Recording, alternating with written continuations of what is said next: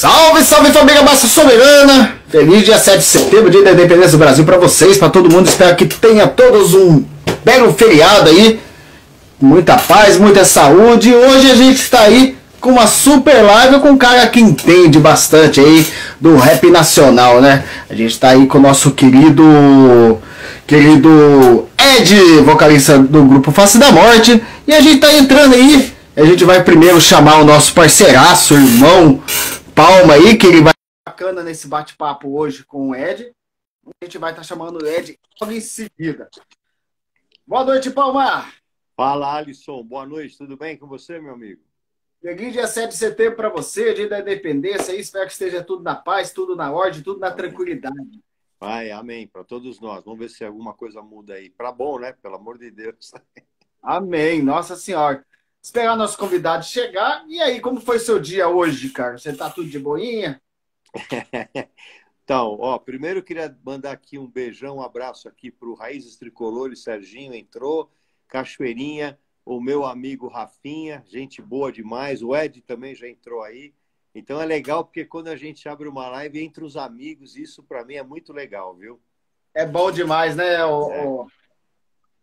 Ah, olha ele aí, olha ele aí. Entrou aí, ó. Olha ele aí, esse máximo respeito. Boa noite. Fala, Ed. Tudo bom, senhores? Melhor agora. Boa noite. Pega aí que eu vou fazer par com você. Opa, e aí? Ah, bom, né? Eu já ia perguntar, cadê o seu? Cadê o meu? Não, Cadê o meu? Tá. ah, Ele pintou o cabelo, esse cara, eu vou te falar, viu? Boa noite a todo mundo que está nos acompanhando aí. Obrigado, Alisson, por mais um convite.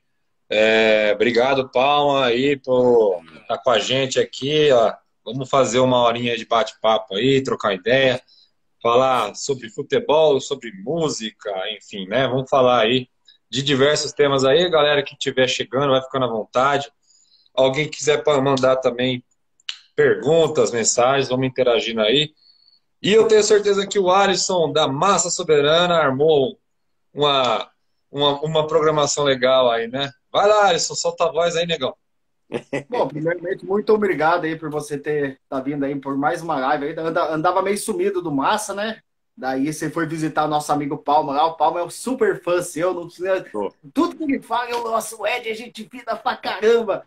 Então, vamos começar com uma pergunta muito bacana. Eu acho que os seus fãs aí, fãs do rap nacional, quer saber onde veio a inspiração sua, Ed, para você ser rapper, cara? Eu acho que você não acordou assim do nada e fala, hoje eu vou ser rapper. Bom, da onde surgiu essa vocação, cara? O Erley deu aquele apoio ou esse aí já estava no sangue seu? Bom, é o seguinte, eu tenho 7 anos de diferença com o meu irmão mais velho, que é o outro companheiro do grupo, né? E ele sempre foi envolvido com música e sempre gostou de tocar em baile e tal, teve equipes de som. O Palma, que é de São Paulo, vai lembrar bem aí, na década de 80, existiam alguns bailes que eram realizados por equipes Zimbábue, equipe Cascata, várias equipes, né? E nessa época inspirou muitos caras a ser DJ, porque nessa época os DJs eram as estrelas, né, das equipes. E o meu irmão era DJ, tinha uns equipamentos, toca-disco, e eu ficava o dia inteiro no quarto ouvindo os discão lá e o rap tocando solto, né? Era diferente, o estilo era diferente, os conteúdos das letras, né? Mas eu sempre ali cresci nesse meio, né? Então a gente sempre produto do meio, né, Paulo? Todos nós somos produto do meio, né? Da onde você vive é que você se torna, né? E eu ali, molequinho, já me meti a ser b-boy, né? O b-boy, o Palma, é um elemento do hip hop, né? Porque nós temos o hip hop, ele é um movimento cultural que tem alguns elementos que compõem o movimento. E o rap é um deles, a dança, né? É outro, o grafite é o outro, e o rap é a música desse movimento hip hop. Então, eu era o dançarino, eu gostava de dançar, eu era b-boy, né? B-boy é uma sigla que chama breaker boy, né? Que significa quebrar, tal, aquelas danças e tal. E eu era isso, né? Eu gostava de ser isso. Até que em 1995, o meu irmão me convidou a participar de um grupo. Então a gente Em 1995, eu tinha 14 anos de idade, foi quando meu irmão falou, ó, vamos montar um grupo nós dois? E eu, apaixonado por rap, pronto. Entramos, fizemos o primeiro disco em 1995 e de lá para cá já são quase 9 discos, porque tem coisa nova para vir aí. Poxa vida. Bom, Ed, deixa eu te falar. Primeiro, você não tem noção de como eu estou feliz de estar aqui com você, com o Alisson, e a gente conversar sobre isso. Antes de entrar, inclusive, no tema São Paulo, eu gostaria até de perguntar mais sobre o gênero de música que você se dedica. Eu sei que eu imaginava que o rap era oriundo do hip hop, mas você já me disse que não, que o rap é um braço, é uma extensão do hip hop. É isso mesmo ou não?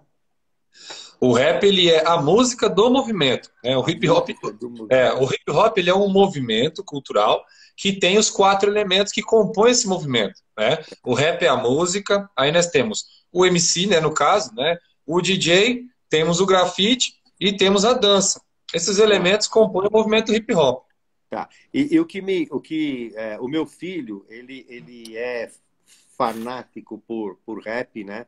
O Marcelo, inclusive eu tenho que aguentar porque ele não combina ré com cré, então eu fico, oh, valeu, mas na verdade eu não entendo nada.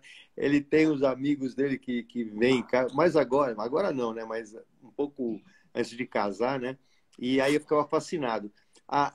O que move, o que te dá aquela inspiração, porque dentro do grupo você me parece que é o compositor, é isso? Você compõe as músicas ou outras pessoas compõem? Vou mandar um abraço para a galera que está entrando aí, que está mandando salve aí. Robert Ô, Valk, de Diegão. Hortolândia, Diego Martins. Então, Paulo, é o seguinte, nós somos em 2 compositores. O meu irmão, que é o aliado G, ele também é compositor. Na verdade, eu comecei a compor a partir do 3º disco. Até então eu não compunha, era tudo ele que compôs até ali. Depois do 3º disco, a gente foi dividindo a responsabilidade. Todos os discos é meio a meio. Eu escrevo metade do disco, ele escreve metade do disco. No meu disco de estreia, que foi em 2003, eu tive um desafio muito grande, porque o meu irmão, ele cara, é um poeta do rap brasileiro, ele escreveu vários clássicos aí, né, músicas que hoje tem milhões e milhões de visualizações aí no internet, e detalhe, quando foi lançado essas músicas, não existia YouTube, elas fazem sucesso até hoje, né, em função de se ter se tornado clássicos, né, a gente costuma dizer muito disso, né, que nós não produzimos hit, produzimos clássico. Qual a diferença? O hit é algo que é como se fosse uma onda. Ele vem e acaba, ela quebra. O clássico não, o clássico é eterno. Ele permanece, ele perdura. Né? É aquele som que tem uma mensagem de verdade e que toca corações e atravessa gerações. E o hit não. O hit é o que muitos artistas fazem hoje em dia. Principalmente esses artistas de TikTok, de dancinhas aí de Reels do Instagram. É musiquinha com põe a mão aqui, põe a mão ali, tal, tal. Passou uma semana, ninguém lembra mais. Né? Isso é o chamado hit. Né? Ganha-se muito dinheiro, entendemos o lado mercadológico, mas a gente está preocupado com outra coisa. Né? A gente quer tocar mentes e corações e o nosso som ele tem um propósito diferente. Né? Inclusive, a gente já abriu mão de muita coisa relacionada a propostas financeiras, tal, de multinacionais, gravadoras querendo investir, mas querendo formatar o nosso trabalho. E não é o que a gente quer. Né? Nosso objetivo aqui é outro. Nós temos postura e a nossa postura ela não tem dinheiro que compre, né? Não está à venda. E o nosso som é diferente nesse sentido. Ele é um pouco mais politizado, mais contundente, né? Aborda temas muito pertinentes que tem que ser discutido dentro da nossa sociedade, como a gente compreende. Né? Então, o que me fascina no rap é porque eu sou jornalista de formação e o que me deixa indignado é que a mídia, hoje eles falam que a mídia é direcionada, a mídia sempre foi direcionada e esse foi o maior desgosto que eu tive dentro da faculdade que eu fiz, né? Até que não me prestei ao trabalho de seguir por nojo, entendeu? Por indignação, né? E eu vejo que classes sociais elas não têm voz. Infelizmente, a sociedade, em todos os seus meandros, só dá voz àquilo que interessa. Faz parte de uma máquina que manipula todos nós e de uma maneira inconsciente você vai absorvendo uma série de coisas e isso eu vejo muito claramente, isso me deixa muito nervoso. E o rap não, o rap ele vem e ele traz a história de todas as classes, ela traz uma realidade que não está no nosso alcance. Você me enviou um link e eu assisti aquela música, aquele vídeo umas 10 vezes, né? E na qual mostra que uma menina... Ó, eu sou da velha guarda, então eu não sei falar igual de... Para mim, negão é meu irmão, para mim, gordo é meu melhor amigo e careca sou eu, entendeu? Então, se eu falar bobagem, vocês me perdoam. Mas tem uma moça de cor, né, que se apaixona por um cara que tem grana. Esse cara, os dois formam um casal maravilhoso, os dois vivem o amor, e aí celebram isso, e ela engravida, e eles felizes vão falar com o pai que o cara ele tem uma realidade de vida diferente, faz parte de uma classe elitizada, e aí o pai repudia. E aí, cara, eu me emociono, vai ficando velho, vai ficando emocionado. E aí eu me emociono com o final, né? Que aí é onde me chocou, e eu falei, cara, a história é essa. Eu escutei isso, você entendeu? O rap, para mim, ele é fantástico, porque ele dá voz, que nem o Diego está colocando, dá voz à periferia, dá voz aos excluídos, que não é de interesse de um mundo capitalista dar voz, dar espaço para isso, né? Por isso que eu gosto muito do rap. Quando você compõe uma música, você tem alguma veia, você tem alguma tendência, você tem alguma coisa que você insiste em passar mensagem ou não? Bom, você falou aí de uma complexidade de vários temas, né? Mas eu vou chegar aí na sua resposta aí, da sua pergunta, tá? Você falou de mídia, né? A mídia, sim, sempre teve dono, né? Embora sejam concessões públicas que são dadas a pessoas que administram isso, né? E montam suas redes de televisão, mas elas têm dono. E são empresas que visam lucro. E o lucro, meu irmão, ele é a qualquer custo, né? Então, essas empresas, elas, sim, sempre tiveram um lado, e o lado delas é o lado do dinheiro. Não importa quem. A gente vê hoje, nego falando, a televisão é contra o atual presidente. Cara, a televisão ajudou a prender o ex-presidente. Então, assim, na verdade, ela vai de momento que, assim, ó, ela tá vendo que aqui tem ouro, ela vai lá. Não importa se precisa atravessar no mar de merda. Ela vai até lá. E eu não tô falando só de uma emissora, não. Eu falo de um todo. Né? Você vê hoje a emissora que é do pastor fulano de tal, apoia o atual presidente e abafa muita coisa. Aí a outra que tá puta porque cortou as verbas de investimento, vai lá e denuncia. Então, assim, não é que uma é bonzinha e a outra é legal. É tudo igual. É a mesma coisa. Né? Em relação à música que você citou, chama-se A Cor dos Anjos. É um dos mais novos trabalhos do Face da Morte. Ela tem aí...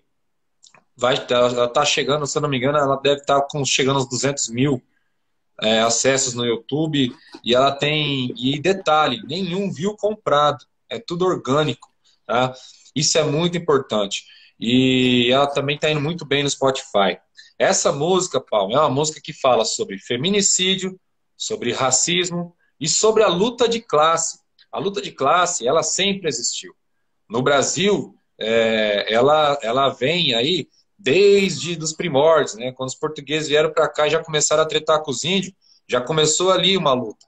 Né? E depois, durante todo o período de escravidão, quando traziam nossos irmãos da África do Sul para cá e jogavam eles aqui para trabalhar nas grandes fazendas dos senhores de engenho, já era outra treta também. E quando lhe fizeram a falsa libertação dos escravos no Brasil, falsa porque é o seguinte, o que aconteceu quando libertaram os escravos no Brasil?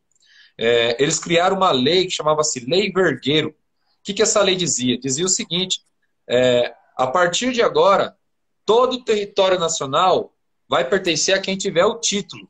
E aí a família real deu o título, dividiu em 5 pedaços. O Brasil deu para 5 famílias. E o que aconteceu? Todos os escravos que estavam trabalhando nas fazendas foram jogados à míngua, à rua.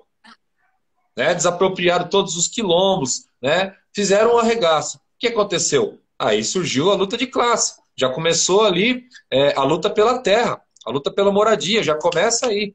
Então sempre foi injusto. A nossa sociedade foi construída na base da injustiça. O Brasil tem uma dívida a ser reparada de milhares e milhares de anos já com os negros nesse país. E essa música que a gente fez hoje em dia é um tema extremamente atual. A gente fala de feminicídio, o racismo, eu já estou dizendo aqui, né, desde lá atrás, mas o feminicídio é uma das coisas que também sempre houve no Brasil, né? Violência contra as mulheres é uma coisa que acontece o tempo todo, e não é só no caso de assassinato, não. É violência também verbal, né, evasiva. A gente sabe, a sociedade ela é machista, né? Então, assim, a inspiração, Palma, para as letras simplesmente o que a gente vê, o que está acontecendo. Como eu falei, essa música que você está falando, ela retrata, citei aqui 3 tópicos que ela aborda, né? Luta de classe, feminicídio e racismo. Isso sempre existiu, certo? Mas hoje a internet ela permite ter um debate mais aprofundado, ela permite fazer com que as pessoas busquem mais informações, porque houve um tempo não, ainda é assim. Tem os caras que criam as ementas escolares. O que é isso? É o cara que fala o seguinte: a molecada vai ler esse livro aqui, esse livro aqui, esse livro aqui, esse livro aqui. Ah, mas por que não esse? Porque esse aqui pode despertar consciência na molecada.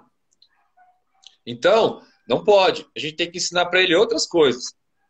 Vocês ouviram falar na escola que os portugueses chegavam aqui, estupravam as índias? Ouviu falar que eles traziam os pretos no navio negreiro? E durante o trajeto do navio que vinha lá da África para chegar aqui no Brasil, os negros que ficavam doentes eram jogados ao mar para os tubarões. Olha que fita louca.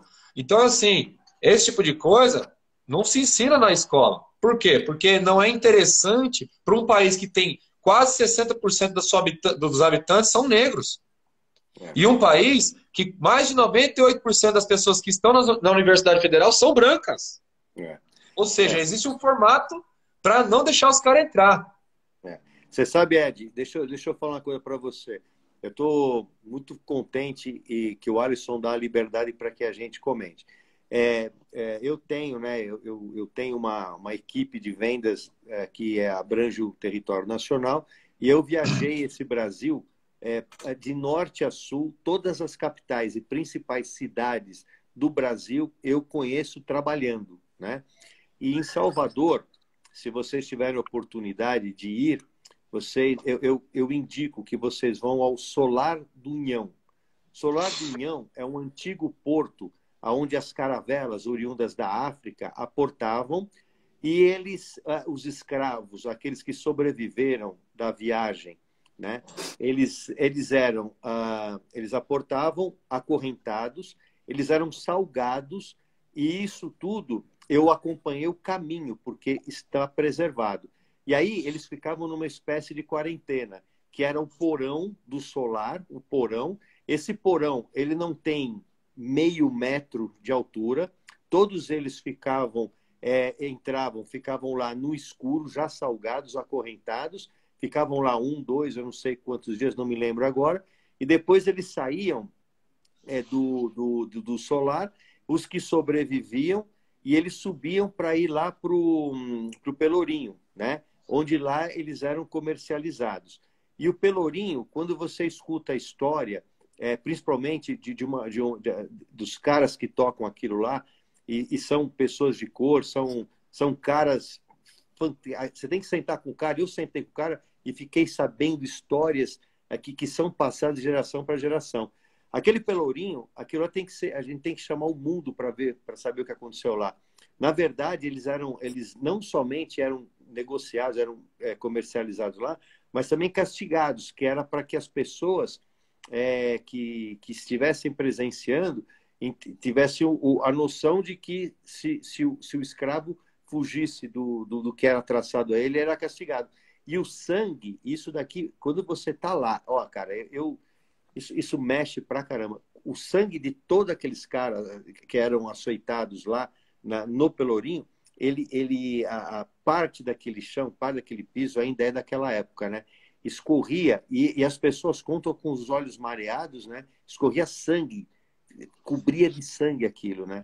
Então, quando se fala do negro, quando se fala dessa injustiça, e que, no meu ponto de vista, não é somente o Brasil. Se você for para os Estados Unidos, eu vi lá, eu tenho amigos, nós temos fornecedores, é no mundo inteiro, você entende? Então, isso para mim é um pesar. E eu não sei a sua opinião, Ed, mas nós só vamos conseguir mudar isso porque a gente investe muito tempo contando essas histórias que é para alertar as pessoas. Mas a gente só vai conseguir mudar isso com educação, uma educação adequada que vai começar no jardim da infância, no pré-primário, aonde a gente começa de lá ter um nível de cultura diferente, com amplamente aberto para todos, principalmente para as classes que hoje, em consequência, todos estão falando, não tem condição de pagar um bom colégio. Você concorda que vai começar uma mudança através da educação ou você acha que nem isso dá mais? Ou é coisa Eu acho que... mesmo? Não, eu acho assim, Paulo. Bom, vamos trazer para o Brasil, né? Você falou do racismo. O racismo, sim, ele é uma questão universal. A gente vê aí vários problemas na Europa, né? Dentro dos estádios de futebol, os caras chamando os jogadores de macaco. Mas vamos lá, trazendo para a nossa realidade aqui. Sim, a educação é a chave. Só que a educação, ela precisa mudar o conteúdo dela. Não adianta só todo mundo ter acesso à escola, né? A gente precisa fazer com que os professores tenham livros adequados para ensinar a verdadeira realidade. Tem que se ensinar para a molecada brasileira que existiu escravidão no Brasil, que existiu ditadura militar no Brasil. Tinha que se ensinar nas escolas brasileiras política, mas não política de politicagem. Como funciona a engrenagem da política? Para que serve um vereador? Para que serve um secretário? Para que serve um prefeito, um deputado estadual, federal, um senador, presidente da República, seus ministros? Toda a esfera judicial. Se você começa a colocar esses elementos na sociedade, a gente vai criar uma sociedade mais cascuda. O cara vai parar de pedir jogo de camisa para vereador. Vai entender que o voto dele é muito mais poderoso do que ele pensa. Você entendeu? O que a gente precisa é mudar o que é ensinado nas escolas também. Não adianta só dar acesso. Então, tem toda uma questão estrutural envolvida. Porque o racismo no Brasil ele é estrutural. O racismo nos Estados Unidos existe, mas é um pouco diferente. Para você ver, no Brasil, ele é assintomático muitas vezes. Muitas vezes. Isso é muito perigoso, inclusive. É muito perigoso. Nos Estados Unidos, houve as segregações. Por exemplo, lá, um ônibus público tinha o lugar de branco e tinha o lugar de negro. Salas de aula das escolas, tinha sala para o branco e a escola para o negro. No Brasil, não. O Brasil ele é assintomático, o que é pior. Então, é necessário que se faça uma reestruturação da educação também. Não é só dar acesso para a molecada. Se dá acesso para a molecada e continuar falando que Pedro Álvares Cabral é herói, que esses caras que hoje, por exemplo, a gente tem aqui, Rodovia Anhanguera, foi um dos maiores filha da puta que já existiu na história, um dos maiores assassinos de negros e índios do Brasil, que eram os caras que desbravava todos os matagal e ia matando tudo que tinha pela frente. Rodovia dos Bandeirantes. Quem que eram os Bandeirantes? Eram os mais filha da puta portugueses que vinha pra cá. E chegava aqui e fazia festa. A diferença é que lá nos Estados Unidos, por exemplo, quando os Estados Unidos foi colonizado pelos ingleses, teve lá a guerra, a treta dos caras, mas depois os caras fundaram um país e se organizaram lá dentro. No Brasil, não. Os portugueses levaram quase toda a nossa riqueza embora. Tiraram todo o nosso ouro daqui, tiraram todos os minérios que eram valiosos, acabaram com tudo, ainda deixaram um monte de dívida. Aí depois disseram, não, independência ou morte. Certo? E aí começou, o Brasil agora é independente. Independente como? Se eu pegar você, tirar seu RG, você não tem renda, não tem nada, te soltar no meio da rua e falar, agora você é independente. Eu não tô te dando independência, estou te prendendo no mundo. Você entendeu? Então a treta é diferente. Então eu acho que tem que ser mais aprofundado esse tema ainda. Boa. Verdade. Alisson, quer fazer uma pergunta? Cara, se a gente for pegar tudo que vocês estão falando aí, cara, tanto a parte do feminino até a parte do racismo também, vem de tempo atrás, cara. É uma coisa que vem enraizado na história da gente. A gente pega, principalmente a mulher, vamos colocar a mulher, cara. Ela sempre foi, cara, criada para cuidar de casa, cuidar do marido, ou então ser ali objeto sexual. E o que acontece? As mulheres de hoje abriu a mente dela, cara. E você vê, cara, você pode ter certeza, muitos homens não aceitam, cara. Não aceita esse empoderamento, esse crescimento das meninas, cara. O próprio Entendeu? presidente da República. Ô, mano, você não acredita, cara. Puta, você vê um cara desse, cara. Desculpa, eu não gosto de falar de política no massa, mas, caramba, tem um cara desse presidindo o Brasil, cara. Não, eu não sou lulista, não sou petista. Mas é uma coisa, tá ligado? Tá na cara, mano, entendeu? Não dá, cara. Não dá. Deixa eu te fazer uma pergunta, Ed. Em relação ao São Paulo, entrando agora no lance do São Paulo. Como é que surgiu isso na sua vida? Como é que como você descobriu São Paulo? Como é que foi isso? Cara, eu sempre amei futebol, né? Sempre joguei, né, descalço aqui nas ruas de terra quando era terra. Depois, quando virou asfalto, a gente continuou jogando no asfalto. Tinha um casco, tinha uma sola do pé, era dessa grossura, de tanto jogar bola no asfalto. Golzinho de chinelo e os caramba, 3 dentro, 3 fora. Quem jogou bola nas ruas, nas periferias do Brasil, tá ligado do que eu tô falando. Então, assim, sempre gostei muito de futebol, muito. Meu finado pai, ele era santista. E o meu irmão mais velho também é santista, né? E eles vêm de uma geração, meu pai principalmente, que ou se era santista ou se era flamenguista, porque pô, os caras tinham uns times fantásticos, né? O meu pai começou a acompanhar futebol na década de 70, né?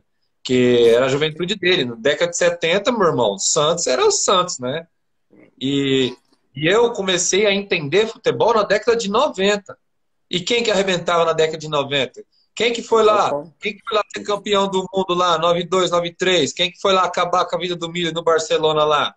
Quem que deitava aqui na Libertadores aqui? Isso é louco. Não tinha como. Quando eu comecei a ter entendimento, discernimento sobre futebol, São Paulo Futebol Clube, me identifiquei e daí pra frente, meu irmão, pronto, acabou. É um negócio que meio que entra no seu coração e fica lá pra sempre, não sai mais, né? Ser tricolor é uma honra, né, Paulo? Você sabe disso. Ô, Ed, deixa eu te falar uma coisa. O Diego aqui colocou um negócio fantástico. Ele colocou assim: quem nunca perdeu o tampão do dedão, né? Mas deixa eu te falar um negócio. Vários. Eu não só perdi o tampão do dedão, como todas as unhas do meu pé direito e do meu pé esquerdo, todas não são originais. Não são. Já caiu tudo. Aquela que fica do lado do dedão, ela é grossa assim, porque eu perdi essa unha acho que umas 4 vezes, entendeu? Então, o Diego tem razão, viu? Quem nunca perdeu, né? Sim. Já a chuteira apertada, depois de uns dias a unha fica roxa e cai também. Bom, e aí, então você se apaixonou pelo São Paulo na década de 90, onde o São Paulo colecionava títulos e tal. Você fixa nessa década de 90. E agora, vamos deixar ela de lado aqui, mas aqui, ó, fixada. E vamos traçar um paralelo com agora, 2020. Se você tiver que encontrar diferenças entre o São Paulo da década de 90 e o São Paulo de 2020, quais vocês apontam, quais mudanças, né? Quais diferenças você aponta como mais gritantes? Eu acho o seguinte, na década de 90, o mercado do futebol era diferente, né? Os craques ficavam mais tempos nos seus times, né? E o São Paulo sempre foi um grande formador de grandes talentos e também sempre foi muito cirúrgico nas contratações, né? Nessa década aí, inclusive, os Menudos do Morumbi foram jogadores que, né, formaram um período aí que, bom, uma época de ouro também. Então, assim, o mercado mudou totalmente, a realidade financeira se transformou de uma maneira que não existe mais jogadores identificados com a causa. Acabou. Talvez o último remanescente aí tenha sido o goleiro Rogério Ceni, né, que jogou, perdurou durante muito tempo e atravessou gerações. Mas eu não me recordo hoje, não vejo mais nenhum jogador identificado com nenhum clube. Então, eu acho que o mercado é um dos grandes responsáveis, Paulo, por essa transformação.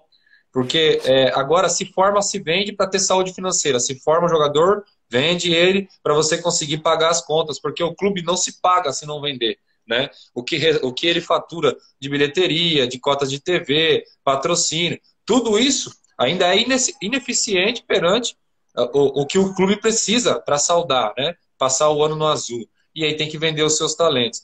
Eu acho que não é um problema só do São Paulo, isso é um problema do mercado brasileiro como um todo e todos os mercados emergentes perto do dinheiro que é investido na Europa. A Europa sempre, né, levou os craques.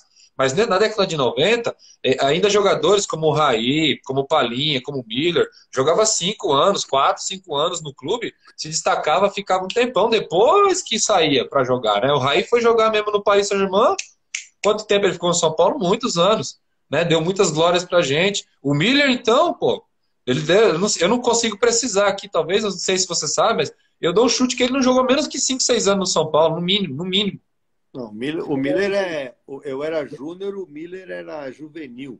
E isso já era em 81. Ele teve a base aqui. Só que eu acho que o Miller, ele e o Silas, né, no meu ponto de vista, eles saíram muito cedo. O Silas, se não me engano, saiu para o Sporting de Portugal. E o Miller foi para o, se não me engano, foi o Torino. Se não me engano, foi o Torino da Itália, né? Eu achei que eles saíram cedo, viu? Eles podiam ter ficado mais. O Silas volta e o Miller também. O Miller volta para ser campeão, né? Mas você falou que saiu cedo. Você falou que saiu cedo. Você falou que os caras saíram cedo, né? Me fala do David Neres, que jogou o quê? 3 jogos como titular foi vendido. Então, o que eu te falo é isso. Você entendeu? Aí veja bem. Aí, como administrador, eu fico mais bravo ainda, né? Porque, na verdade, David Neres, Anthony e outros craques que antecederam esses caras e saíram precocemente, eles foram vendidos, os passes foram vendidos para tampar buraco de má administração. Você entendeu? Foi assim, uma irresponsabilidade tamanha. Olha, se houvesse cadeia para mau administrador de clube, eu votava a favor, porque foi de uma maneira irresponsável. Tanto é que a gente vai ter que vender jogador de novo para poder saldar parte de uma dívida de 700 milhões. Então, eu concordo com você, o mercado mudou, o futebol brasileiro mudou, mas eu não perdoo a falta de responsabilidade na administração de todos. Eu tenho amigos, inclusive, que... Eu ia chegar lá nessa parte. Não, pode chegar, vamos lá. Mas agora você pontuou aí, Palma. Além para essa questão mercadológica, aí entra a questão de quem está lá à frente, né, do clube, quem está gerindo. Né? Eu não sou um cara que tem informações privilegiadas, né, como eu imagino que você deva ter, por ter mais acesso ao clube, mas pelo que eu vejo e acompanho, por exemplo, de lives, né, como esses dias o Belmonte fez uma live aí que gerou bastante até polêmica sobre algumas coisas, ele foi bem realista, mas assim, a gente vê os resquícios da gestão anterior que ainda estão aqui, né, atrapalhando a atualidade, que vão atrapalhar por muito tempo.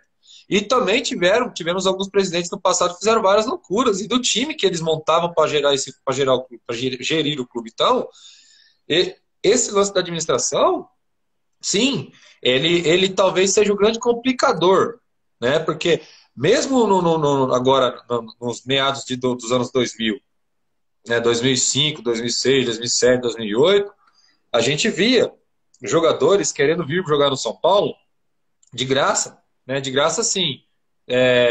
Terminava o fim de contrato de um, fim de contrato de outros, cara, vão para o São Paulo. Lá paga em dia, lá tem estrutura. Vitrine, vai valorizar o passe, São Paulo ganhando tudo, tal. Hoje, a gente mal tem um centro de recuperação, né? A gente está vendo aí o problema que o São Paulo vem enfrentando. Então, eu acho que essa soma de fatores leva o São Paulo hoje a estar com esse problema. Veio a pandemia, só que a pandemia é um problema para todos, não é só do São Paulo. Mas a pandemia também atrapalhou bastante. Né? A arrecadação de receita foi no chão. Acabou os jogos com público.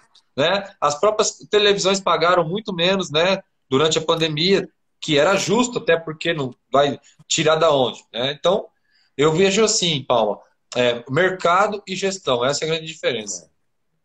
E eu também vejo, Ed, viu, Alisson?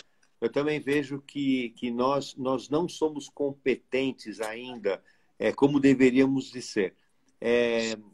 A venda de camisas comemorativas, assim, a torcida, nós somos em mais de 20 milhões. A torcida compra as camisas, entende?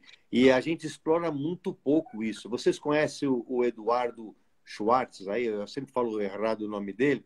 Ele é um cara, ele é um designer que ele não tem fins lucrativos, né? Depois eu passo para vocês o que ele faz. As camisas, José Poi, a camisa do José Poi ele lançou, camisa agora do Leônidas da Silva, tudo ele dá as ideias, né? Eu creio que se nós lançássemos mais camisas, se o nosso marketing fosse mais agressivo, nós conseguiríamos também aumentar a receita, entendeu? E infelizmente nós bobeamos nisso. Acho que o marketing... E é a área do Casares. Eu creio que o Casares, quando ele colocar a casa em ordem, ele vai sim ir em cima dessa provável receita, né? Eu imagino assim. Desculpa, Paulo. Não, mas... esse lance do marketing que você está falando é uma pontinha do iceberg.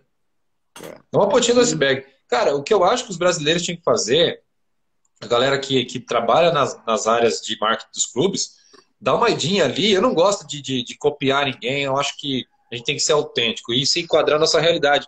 Mas pesquisar mercado e entender cada vez mais é fundamental para que a gente possa avançar. Dá uma olhada no futebol americano. Não o futebol, é o soccer, que eles chamam de soccer. Eu falo futebol mesmo. Cara, aquilo, eles chamam de business, né? Entretenimento e tal. Tem show, tem espetáculo no meio dos jogos. Quando vai pra final, os caras montam uma puta estrutura, põem artistas para fazer show e tal. É aquele rebento total. Cara, os caras vendem as propagandas muito, muito caro mesmo. As televisões arrecadam muito, enfim. Isso, por que não fazer no Brasil? Dá para fazer, cara. Teve um período que a Federação Paulista tentou colocar, né, uns shows no meio da partida, né, no intervalo e tal. Mas foi um negócio muito xoxo ali. Eu achei que tinha que ter aprofundado mais. Mas, cara, eu acho que tem que partir para isso aí, cara. Inovação, explorar. Você está falando de explorar comercialmente a marca. Sim, né? Sim, claro. E criar produtos que interessam a massa, né? Isso aí é fundamental, mas eu acho que tem que ir para além dessa questão também. O futebol precisa avançar muito. Precisa avançar muito no Brasil ainda. Essa questão de explorar o marketing mesmo. Pô, São Paulo tem um estádio dele, gigantesco. Dá para fazer tanta coisa. Não é só alugar para show de rock. Acho que isso é uma coisa. Dá para fazer várias outras. Olha, Edi, o meio do futebol hoje, não só no Brasil, sul-americano, tá muito sujo, cara. Tá muito sujo, tá muito corrosivo. A gente pega até o próprio Hernandes aí, que boa parte, várias páginas aí, usaram do vídeo dele para ganhar like, eu achei desnecessário, não postei. Eu acho que é um momento ímpar do jogador, uma coisa, entendeu? Pessoal dele, entendeu? Onde ele foi, desdanhou mesmo a sujeira que tá o bagulho. Tipo, enquanto não reformular isso, cara, todas essas ideias que a gente tem, eu acho que elas são inoperantes, cara. Entendeu? Elas não vão dar certo. Tem que fazer uma faxina geral. Chegar dentro da CBF, tirar aqueles engravatados de lá que nunca erram o pé na bola, que não sabe o que é uma contusão, que não sabe o que é um suor dentro de campo. Colocar lá dentro ex-jogadores que passaram, viveram, entendem da profissão, aí sim o futebol vai voltar a crescer. A gente pega o Cura aí, ó, 20 milhões no Raniel, parça. Pelo amor de Deus, cara. Quem que é Raniel? Um cara desse nunca mais devia entrar dentro do Morumbi. E eu não duvido nada que daqui 2, 3 anos, aí, vamos colocar 2 anos, vai de volta trazendo jogador para São Paulo de novo. Uma vergonha. Sim. Pode continuar. Você quer falar, Paulo? Não, manda bala, vai lá. Não, só quero. O Diego fez um comentário que eu acho que é bem interessante também, que é a questão da acessibilidade aos preços, né, dos produtos. Hoje a gente vê uma camisa aí 270, 280, quase R$ 300 uma camisa oficial, né? Mano, é fora da realidade do brasileiro comprar isso aí, meu irmão. Fora da realidade. Um salário mínimo no Brasil é R$ 1.000, parça. Como é que você vai vender uma camisa que custa 30% do salário de uma pessoa? Um trabalhador comum. A gente fala em 20 milhões, mas desses 20 milhões aí, Palma, 19 milhões 880 mil é periferia, cara. É verdade. Entendeu? Não, mas o Edu. É os motoboys da vida aí, é a massa mesmo. Mas o Edu, a proposta dele justamente vem de encontro ao que você e o Diego estão colocando, sabe? Ele tem. São camisas realmente. Não é que vai custar R$ 270, vai custar 90, 100, alguma coisa assim que eu acho que já é caro. Só quero voltar ao Alisson, à observação do Alisson, e eu concordo, Alisson, que os ex-jogadores eles têm que ter espaço, isso na parte técnica, tanto de clube quanto de entidades. Eu concordo com você. Agora, a nível de gestão, eu vou morrer brigando para que os presidentes, para que os administradores sejam gestores profissionais. A FIFA teve como presidente o Blatt. O Blatt foi um dos maiores jogadores franceses que eu vi jogar.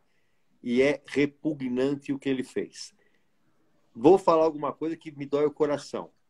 Eu acompanhei a história da família Caboclo dentro do São Paulo. Porque o pai do Rogério Caboclo, o seu Carlos Caboclo, que ainda é vivo, tem 85 anos, mora em Moema, ele trouxe Tele Santana, ele é um grande São Paulino, um cara fantástico, tem pouco espaço na mídia, também acho que nem tem interesse, ele é velho, mas esse é um cara que, sim, ele é um tijolinho dentro da formação da alicerce da nossa história, né? O filho dele vem como conselheiro, vem, inclusive, tendo o meu crédito dentro disso tudo, e aí ele assume a CBF. E eu falei, pelo amor de Deus, né? Agora eu acredito que vem. E aí esse camarada me faz gracinha com a moça do café, faz as reuniões bêbadas, ou seja, uma vergonha que o seu Carlos não merece passar por isso. Então, esses caras, presidente da CBF, esses caras não podem ter cargos, eles assumem para ter cargo político só. Eles não têm nenhuma noção de administração, de gestão, de nada, absolutamente nada. Então, eu concordo, vamos pôr os jogadores na parte técnica, tem que ter alguma coisa, porque a nossa seleção... Eu não tenho mais interesse na seleção brasileira. Eu não tenho o menor interesse. Zero de interesse. Zero. Eu não suporto esse Tite. Eu acho que os jogadores são terríveis. O nosso craque é um cara antipático pra caramba, um cara, sabe, um cara sonso. O Neymar não tem, é impressionante. Mas ele tem 300 milhões de seguidores. Meu, eu não tô nem aí com esses caras, sabe? Não tem. Calma, ele ganha $40 mil para ele ter empatia com os torcedores, cara. Olha o que tem no contrato do cara, velho.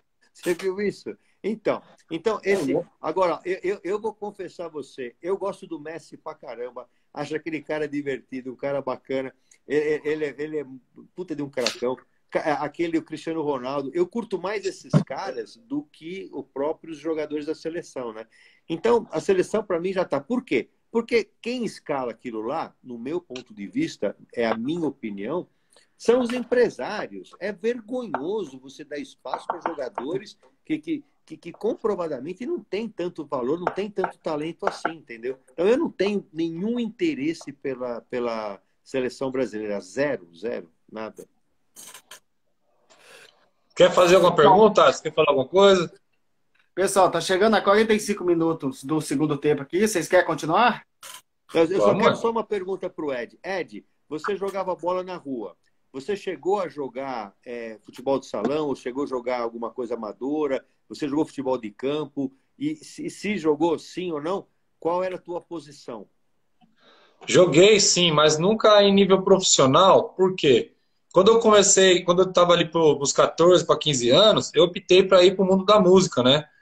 E aí eu viajava, fazia os shows e tal, e os caras me chamavam para jogar. Os campeonatos eram sempre fim de semana, de manhã, né? Então, vai ter jogo, vamos jogar domingão de manhã. Cara, eu chegava do show 4, 5 da manhã. Como é que eu ia jogar bola às 9? Não tinha condição, né? Então eu perdi muitas oportunidades ali. Mas eu gostava, sim, eu gostava de jogar salão também, gostava de jogar campo, mas eu gostava de jogar no meio, na armação. Tá. Eu gostava de jogar ali, na meiuca mesmo, ali distribuindo e tal. Eu gostava de armar o jogo, de Destro ou pensar. canhoto? Cara, o meu deste à parte, eu chutava mais de direita, mas se caísse na esquerda, eu me virava, viu? Você joga Você bola teve até hoje, aqui. Ed? Joga um futebolzinho ainda? Toda terça-feira eu comecei a jogar. Já foram 5 terças-feiras. Já joguei aqui, né? Porque para ver a pandemia, eu fiquei parado. Mas agora eu voltei, né? Voltei a morar em Hortolândia, então eu comecei a frequentar. Mas meu irmão, muito aquém do que eu já fui. Hoje eu tô peba, viu? Eu tô tipo um Gabriel Sara piorado. Nossa. Deixa eu te falar, o Alisson já deu um toque, está chegando no final. Eu queria entender qual é a tua expectativa para no São Paulo para esse final de ano e a expectativa para as próximas temporadas. Sua expectativa para a Copa do Brasil e Campeonato Brasileiro. Cara, é o seguinte, eu acho que a Copa do Brasil tá um pouco mais complicada em função do resultado do primeiro jogo. A gente vai ter que ganhar na casa dos caras. A gente não vai ter os reforços, né? Não vão poder jogar a Copa do Brasil. Então, nós por nós mesmos, a galera que já estava jogando. Entendo que o São Paulo tem um time melhor que o Fortaleza. Os jogadores que estão voltando de lesão provavelmente estarão à disposição, né, no próximo jogo. Eu acho que o São Paulo deve passar do Fortaleza sim. E eu acho que o São Paulo tende a dar muito trabalho na Copa do Brasil se ele passar do Fortaleza. Por quê? Porque ele tem um time bom. O time titular de São Paulo é bom, não é ruim. A gente tem uma defesa que eu considero uma das melhores. Pô, Miranda, Arboleda é uma puta dupla de zaga. Né? O Léo quebra um galho ali pela esquerda para defender, tá bom. Né? A gente tem um meio-campo que não é ruim. Luan, Nestor, são jogadores, né, que são promissores e são, para mim, são jogadores de alto nível. O Luan, principalmente, né, o Nestor vem aí jogando embora mais de armador, meia direita que o nosso glorioso Crespo tem colocado ele. E o Benítez, se o Benítez jogar a bola, não ficar podre, a gente tem um meio-campo considerável. Se a gente colocar Rigoni e Luciano no ataque, porra, bicho, ataque bom. Né? A gente tem aí o artilheiro do Campeonato Brasileiro do ano passado e hoje talvez um dos melhores estrangeiros atuando no Brasil, que é o Rigoni. Então a gente tem um time bom. Né? No Campeonato Brasileiro, eu acho que a gente tende a melhorar ainda. Mas passa também pela questão primeiro, da manutenção do elenco, se os caras não vão ficar se quebrando, né? Se conseguem jogar. E o Caleri, qual é o Caleri que o São Paulo contratou? Ainda não sabemos, né? Porque o Caleri, ele só foi bem no São Paulo. Fora do São Paulo, ele não foi bem em lugar nenhum. Você pega os números dele aí, é pífio, é ridículo. Então, assim, que Caleri que veio para São Paulo? Né? Porque o Caleri, cara, quando tinha a torcida carregou, incentivou, até o Obina eu já vi jogar bola, quando a torcida inventou. Lembra que a torcida do Flamengo criou o Obina. O Obina, quem que é o Obina? Os caras falavam, né? Você lembra que o Obina era melhor que o Eto'o, segundo a torcida do Flamengo? O cara arrebentou no Flamengo. E o Caleri, eu vejo assim, eu não vejo o Caleri como um craque de bola. Né? É um cara que foi muito bem no São Paulo, certo? Se identificou com o clube, né? Mas eu não vejo ele como um jogador do nível de um França, né? Não é. Mesmo. Né? Tem que ser realista. O Caleri era bom jogador. Na minha opinião, ele é melhor que o Pablo, bem melhor que o Pablo, porque o Pablo, né? Eu acho que nós, a gente ainda joga melhor que o Pablo, viu, Paulo? Se colocar nós lá. Mas assim, fazedor de gol, viu, Ed? Gosta de meter uns golzinhos, viu? E gol bonito, viu? Eu lembro muito do Dodô. O pessoal fala que o futebol meio é parecido com o do Dodô, cara. Só gol bonito. Caraca. Tá. Você também, Ed? Você também? Ed, deixa eu te falar uma coisa, Ed. Ed é o administrador. Você vai ter que decidir. Você contrata o Benítez ou não? Não. Não contrata o Benítez. Não contrata o Benítez. Jogador, para ser contratado, tem que dar o custo-benefício. E ele não fornece o custo-benefício que está sendo pedido. Entendeu? Se eu sou os caras agora, da direção de São Paulo, eu ia chegar nele e falar o seguinte, ó, vamos fazer um contrato? Vamos fazer. De 3 anos, vamos. Só que nós vamos fazer um contrato com aquela cláusula que ele vai... Produtividade. Vai receber conforme jogar. Vambora? Vambora. Então, beleza. Aí nós vai. Aí nós contrata. Daniel Alves, fica ou vaza? Pra mim, vaza. Não existe um jogador que se acha maior que o clube, Paulo. Como pode? Uma arrogância, uma prepotência. Pô, você jogou bola, você sabe quanto que é prejudicial pro elenco? Tem uma laranja podre lá dentro. Um cara que sai falando, o São Paulo falhou comigo. Um cara que abandona o cara que tem sonho de jogar Olimpíadas. Sonho é... deixa para não falar palavrão aqui. Crespo é um bom técnico ou não? É um bom técnico. Eu permanecia com o Crespo aí, daria para ele até o final do ano. O Crespo, para mim, o Crespo precisa se reciclar em alguns aspectos, né? Mas é natural. O Crespo, ele foi até precoce, né? Ele se adaptou. Ele chegou e já foi campeão e conseguiu aí tirar o São Paulo da fila. Isso gerou um baita crédito. Embora ele errou bastante para mim, no meu modo de ver aí, nos últimos jogos, mas é um cara que, ao meu modo de ver, ele entende de futebol, ele é um cara que tem o grupo na mão, é um cara que tem um espírito de líder que eu admiro, porque ele é um cara que ele é sereno, ele é calmo.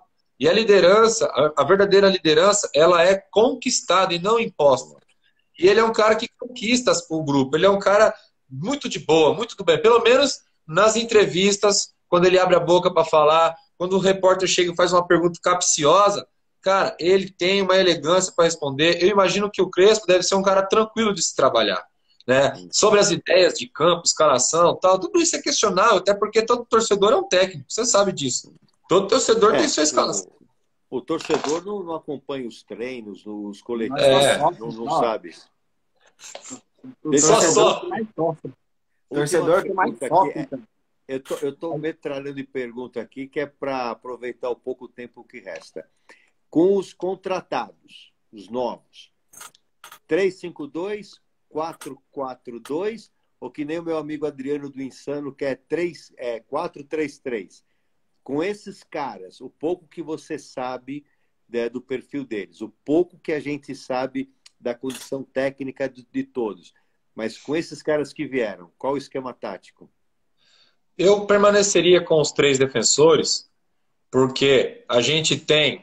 Vamos criar a seguinte situação. Nós temos o Daniel Alves na lateral direita, Reinaldo ou Wellington na esquerda. Minha preferência, o Wellington, com 3 zagueiros. A gente tem aí um setor muito forte no termos de criação. E se a gente tem 3 defensores, a gente vai ter, além das opções ofensivas do meio campo, um ataque para frente, a gente ainda tem 2 alas que tem uma puta chegada. Um com um bom passe, um bom cruzamento, com visão de jogo, capaz de colocar um atacante na cara do gol o tempo todo, e o outro com habilidade e velocidade para puxar contra-ataque. Eu tava vendo os números aí, o Wellington é um dos caras que mais cria oportunidade de gol no Brasileirão, né? E Libertadores, o moleque, para mim, o Wellington, se ele não tivesse machucado, ele era um dos intocáveis do time. Porque velocidade e habilidade, qual jogador do elenco do São Paulo que tem hoje? Qual é o jogador que tem o drible para quebrar a defesa, o jogador que vai para cima? Qual? Não temos. Não tem. A gente tem jogadores de cadência. Luciano é bom de bola, mas é o cara que para, toca e pensa, né? O Rigoni, ele é o cara ali, finalizador, para jogar na reta final do campo. Benítez é o cara do passe. Não é o cara que vai dar uma pedalada aqui, passar pé por cima da bola, enganar o cara, vai quebrar. Não. Então, eu vejo o Wellington assim, com essa característica. Mas o Wellington não podendo jogar, o Reinaldo também é uma boa opção. Não é ruim. Mas eu preferia os 3 defensores, para liberar os alas, montar um meio-campo ali com o Luan. Aí tem que ver a disputa entre Gabriel, o recém-contratado, e Nestor, né? Junto com o Benítez. E aí a gente vai ter uma treta lá na frente, né? Com o Rigoni e o Luciano, e pensar aí como que a gente faz. Mas eu colocaria os 3 defensores. A sua dúvida de volante, Ed, quem que você escolheria? Você colocaria o Luan ou o Gabriel? Ou você colocaria algum outro ali com... Não dá para saber, Alisson, quem é o Gabriel ainda, entendeu? Qual é o nível do Gabriel? A gente vê DVD, a gente vê os gols no YouTube. Vamos ver a hora que ele entrar em campo, se adaptar. Quando ele vestir o manto, como vai ser? Ele vai ser o jogador que estava atuando bem lá Ou ele vai ser melhor, ou vai ser pior? Cada situação é situação. Eu conheço hoje Luan e Nestor. Para mim seria esses dois. Para mim, o Nestor passou o Lisieiro. Para mim, o Nestor passou o Lisieiro já em termos de bola. Em termos de bola. Lisieiro veio muito bem, foi uma baita revelação e, ó, estacionou. Se acomodou. Não avança. Não avança em termos de crescimento técnico. Para mim, ele estacionou. E depois que ele foi para a seleção, ele se acomodou mais ainda. Para mim, é isso. A gente só não pode esquecer de colocar o Marquinhos aqui, que nem está falando o nosso amigo aqui, o Hernan Luiz de Souza. Eu concordo com ele de colocar o Marquinhos, não deixar ele paradão, não, porque o Marquinhos ele tem futuro, viu? Eu concordo com. Oi? A gente tem até o ponto Éder também, ô Palma, que tá aí voltando também, é um jogador importante, só que, tipo, é de vidro também, né, cara? Mas o Éder, acho que pela própria idade dele, tudo, eu não sei como é que vai ficar. Eu gosto muito da oportunidade para jovens, né? Então, o Marquinhos e o Juan, esses caras, eu queria mantê-los motivados, entendeu? Eu acho que deveria, sim, não deixar de lado. Mas eu concordo com você, a manutenção do 3-5-2. Concordo com você, a gente não sabe quem está chegando, que nível técnico eles vêm, mas concordo também com você que só vai saber se for para jogar, né? Então eu acredito que vai sim, eles vão ter que entrar para a gente entender o que eles têm para dar, né? Mas Marquinhos, para mim, é o 12º jogador. O quê? 12º jogador para mim hoje é o Marquinhos. Eu também acho. Marquinhos, ele pegou uma bucha, cara. Assumiu, bateu de peito, filho, merece respaldo. Merece respaldo e cair na torcida, cara. Não, pra mim é o 12º jogador. Luciano e Rigoni e Marquinhos ali, ó, tretando com os caras. Porque tem dia que os caras vão estar inspirados. Vai precisar do Marquinhos, entendeu? Ô, Ed, o Caleri, ele chegou. A gente não sabe qual jogador que ele vai ser, entendeu? É uma coisa, é um questionamento que eu levanto também. Ele sai como titular direto ou o Pablo começa ali e depois vai ficando o Caleri aos pouquinhos? Olha só, pô, não dá ideia, meu. Dá do Crespo tá escutando isso? Pelo amor de Deus. Não, o Crespo... Não escuta isso não, Crespo. Porra. O Crespo sabe que isso aí é piada, o Paulo. Piada. Bom. Esse Alisson pintou o cabelo e tá me batendo no coração agora, viu? De nada, o Pablo é jogador, filho. Eu tava participando de um podcast, cara, e tipo, eu fiz uma epifania, tipo assim, uma ideia que, tipo, o cara chega e começa a marcar gol. Imagina só se isso dá ideia do Pablo marcar gols também. Opa. E desinvesta a fazer gols. É uma possibilidade, cara. Nula, mas é uma possibilidade. Ô, Alisson, ó, deixar um abraço pro Robson Borges aqui, que mandou um salve, tá? Tá dado aí. Mano, é o seguinte, o Pablo, o problema do Pablo, pra mim, é falta de vontade. O problema do Pablo, pra mim, o Pablo é um cara que não mostra compromisso com o time, com o clube. É um cara que tem um contrato longo pra caramba, muito alto o salário e tá cagando pro São Paulo. Pra mim, o Pablo é isso. Porque você pega um jogador que não vai bem tecnicamente, mas se doa, se joga na bola, dá carrinho, vai marcar. Porque nem todo mundo vai conseguir jogar bem tecnicamente. Mas se você mostra vontade, pelo menos, ajuda na marcação. Vê o Luciano em campo. Observe o Luciano. Não é todo jogo que o Luciano vai fazer gol. Só que o Luciano tá lá na zaga defendendo. O Luciano tá correndo, tá no meio campo, dá carrinho. Cobre o volante quando o volante sobe. É isso que eu falo. O Pablo não faz nada. Ele não cumpre nenhuma função. Muito menos a dele, que é de centroavante, não cumpre. Então, não adianta. Para mim, o Pablo é um cara que deveria... nem que... eu não sei como poderia bolar uma engenharia financeira para se desfazer desse cara, porque eu sei que deve ser muitos milhões que estão envolvidos e que ainda faz esse cara estar no time.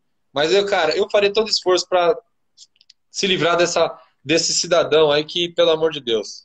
O Diego está falando aqui R$700 mil por mês, cara. Tá batalhando? É R$700 mil por mês o salário do cara, hein, mano?